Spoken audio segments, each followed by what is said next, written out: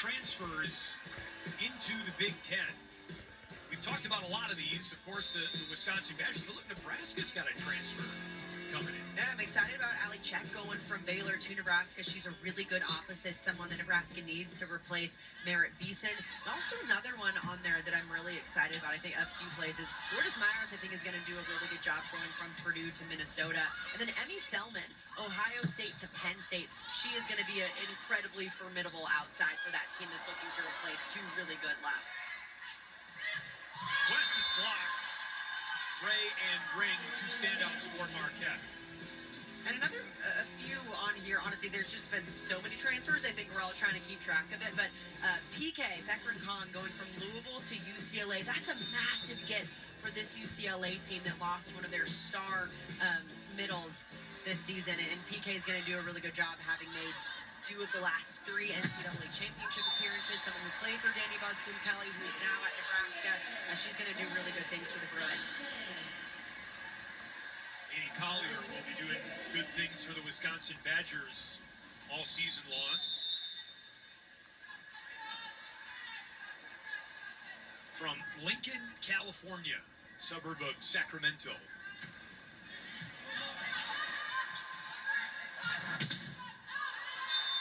Badger blocking out of bounds. Point Marquette.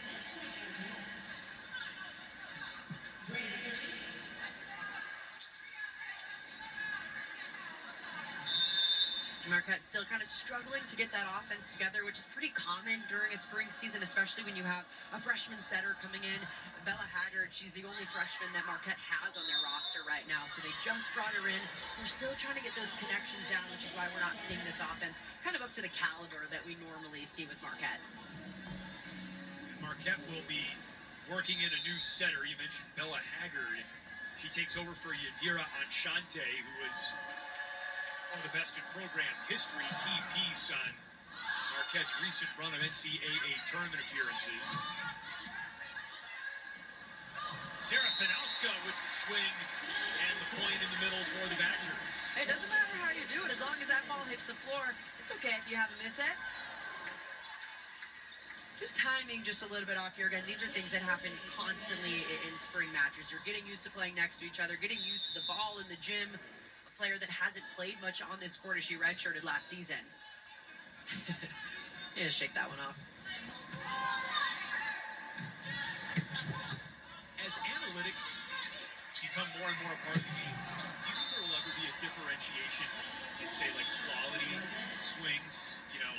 So you're not just looking at a player's kills, you're looking at, okay, how they're getting that. Yeah. Yeah, you know, there's certain platforms that do measure that. There's a platform called Volleymetrics that all coaches and players use to scout each other, to scout themselves, and they do go into some of those, you know, off-speed versus roll shot versus power attack, where those attacks are going.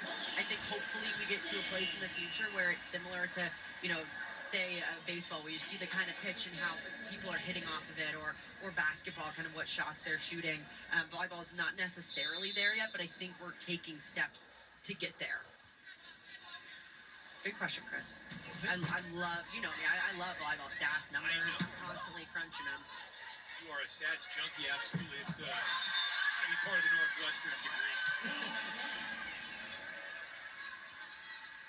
We talked to Coach Sheffield just about how far this game has come in his 12 years as Wisconsin's head coach, going into year 13, and I think part of it is around that too. It's not just the increased numbers, participants, fans, but also just the way the game is being analyzed. Yeah, you know, and access to the sport as well. I mean, more games on ever before, you know, across pretty much all networks. We're seeing investment from Fox. They had multiple matches on that network last fall, and just investment across the board from obviously these coaches and players, but fans. You know, they crave volleyball now. You don't always get nearly 4,000 people packed in a building to watch a spring volleyball match. That's because there's so much hype around the sport, and these teams are so good and so much fun to follow. You know, the only reason we're broadcasting this on TV right now is because there's an interest for it. It's because everyone at home watching it wants to watch Wisconsin volleyball and see what this new team looks like, because they're so invested in the sport and this program. Badgers have one more spring game here at the Fieldhouse next week. They'll take on UW. We're live at the Fieldhouse in Madison, Wisconsin.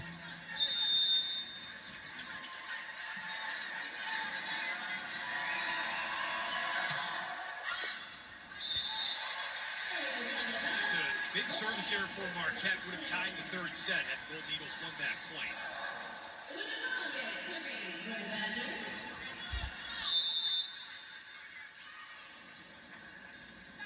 This is Una Vahagic, the native of Serbia.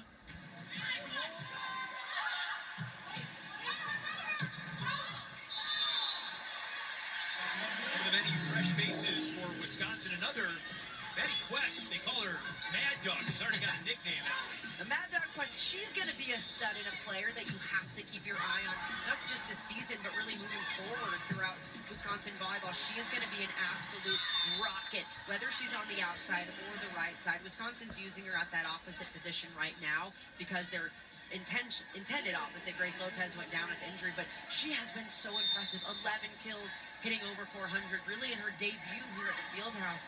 What I love about the way she's playing is she doesn't look rattled at all either. It looks like she's been doing this for a while. She looks very comfortable in this building. I mean, comfortable with these players, which is really difficult to do when you've only had 2 months to practice with that.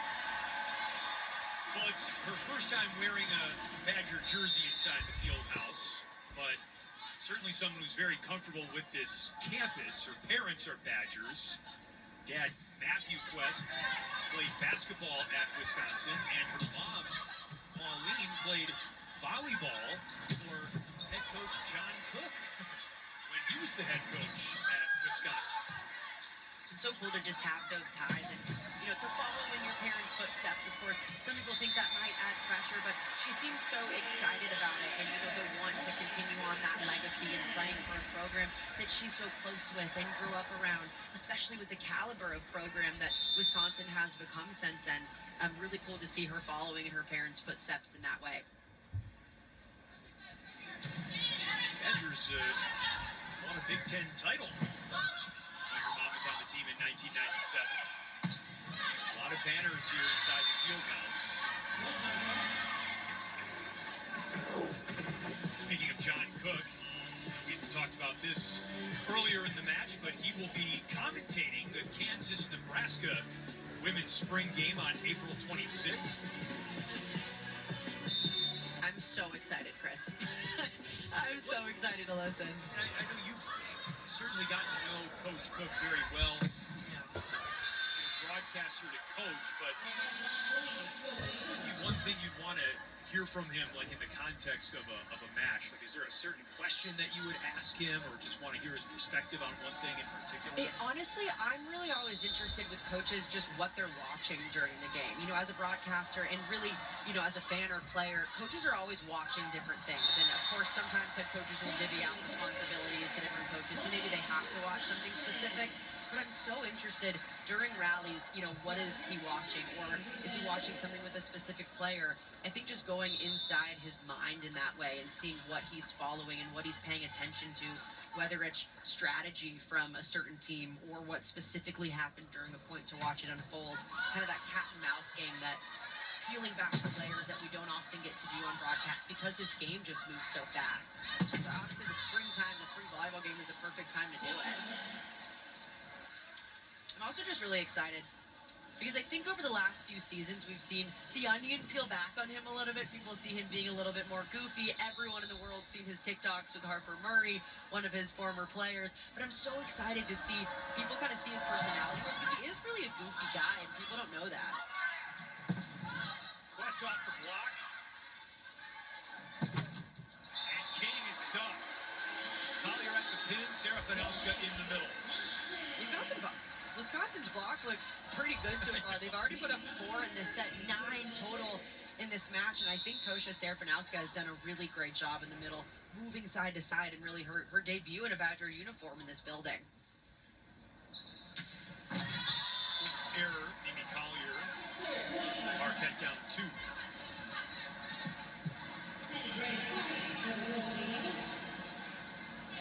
And this is, remember, an incomplete Marquette team as well. Just 8 players available for the match tonight. They will round out their roster, as will virtually every other program in the country, with additions in the summer going into fall.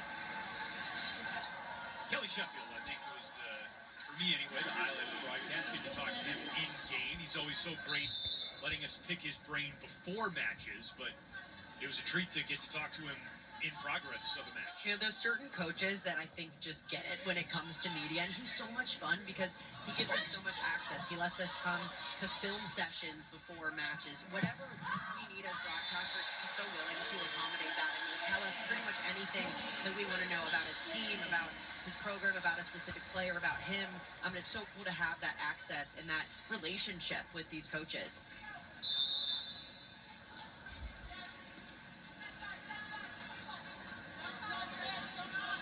Miley Chan serves into the net.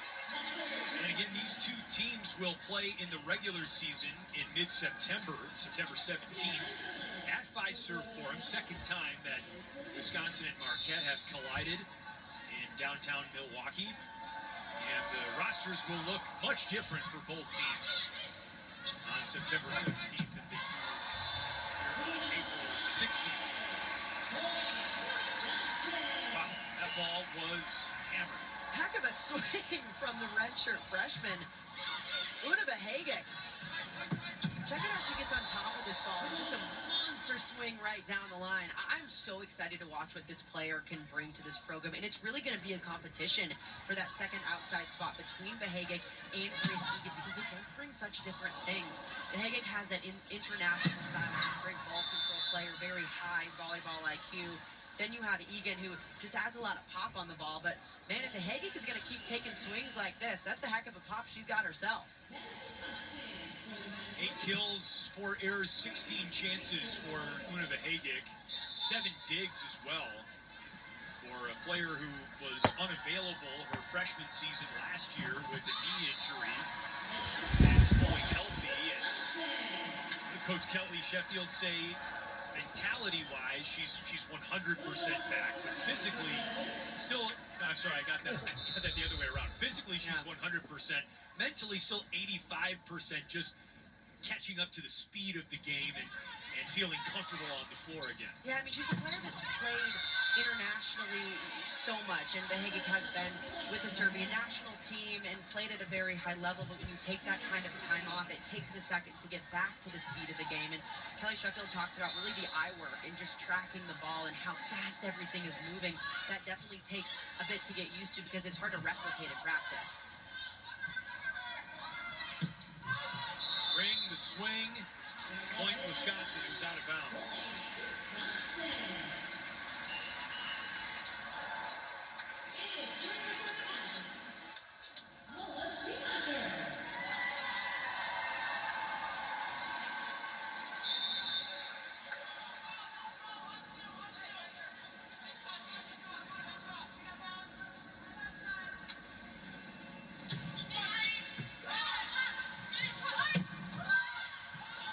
Blocked on the slide.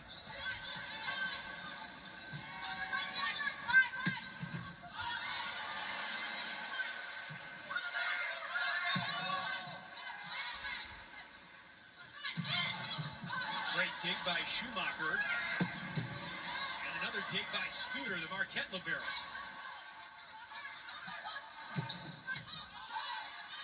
This might be the best point of the night. There's a touch. Collier the kill for Wisconsin. One thing Wisconsin kept talking about is Mimi Collier is going to get all right. swings in this building. This is a match point for the win. She had 20 kills in her Badger debut against Hawaii earlier this spring season. This is her. This is it for the win. Wearing the Cardinal and white. She's got 13 kills in this match. Marquette still swinging away. They get to 20 points for the first time in a set in this match. And I think Marquette can point to some positives from tonight. They lost 25-13 in the first set. The second 2 sets have been much more competitive. Yeah, they're finding ways to score points in different ways. The block has been outstanding during this third set. They put up 5. Still in the negative hitting-wise, but trying to claw out of it. Temple serves. Jen on the pass to Charlie Furbringer. Huh? Point Marquette. We'll do match point number 3. Did what? Additional cord from This is the kind of fight that No. you want to see with your team, A black especially with cord. so many young What's going on down there? The cord is missing. continuing to It's a battle. smaller cord. Well, I don't have it. Beat That's the prop used for No, tell him that he got his own. No, I'm talking to you.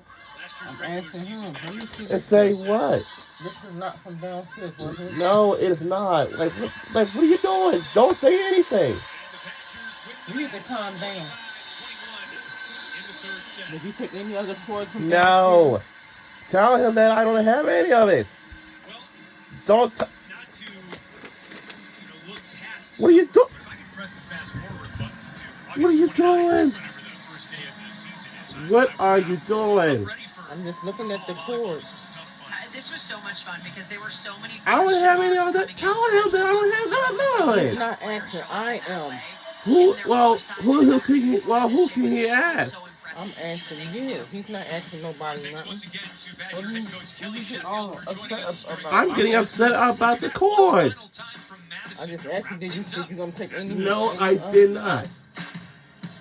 No, I didn't. You want money for Friday? You need to calm down. Friday's only 2 days ahead. You need to calm down, though. But tomorrow, Like you check your car's not on empty. no, I didn't. The drive-through. I forgot to fill